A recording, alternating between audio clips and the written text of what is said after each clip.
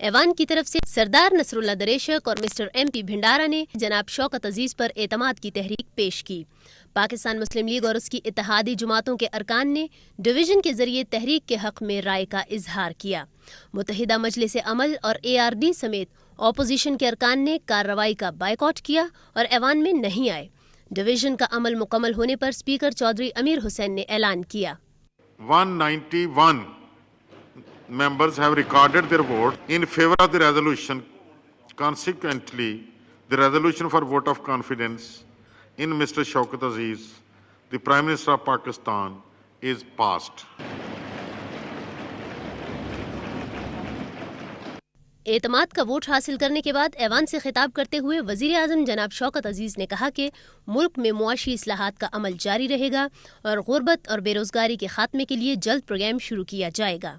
میں تمام اراکین کو یہ یقین دلاتا ہوں کہ میں اس ایوان کے اعتماد پر پورا اترنے کے لیے بھرپور محنت اور خلوص نیت کے ساتھ اپنی ذمہ داریاں نبھاؤں گا۔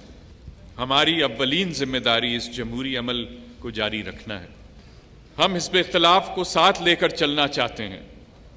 حق اور سچائی کی بات جہاں سے بھی ہوگی ہم اس کو قبول کریں گے، لیکن حزب اختلاف کا بھی یہ فرض ہے کہ اس ایوان کی کارروائی کو آگے بڑھائیں۔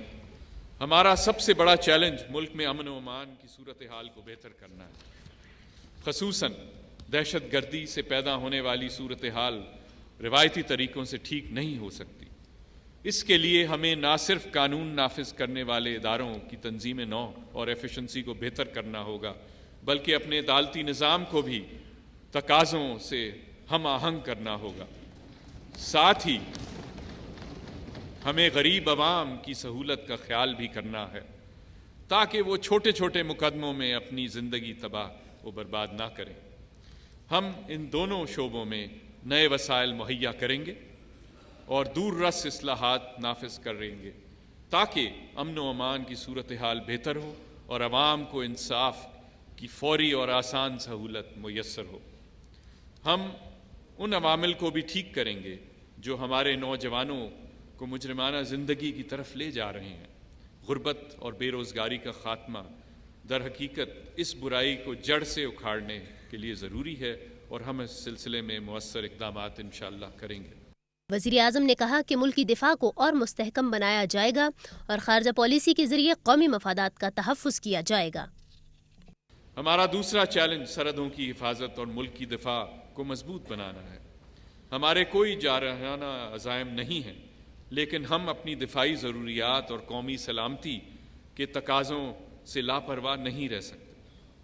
ہم اپنی آرمی، ایئر فورس اور نیوی کو جدید تقاضوں سے ہم آہنگ کریں گے اور ان کے تمام ضروریات کو پورا کرنے کے لیے اضافی وسائل مہیا کریں گے۔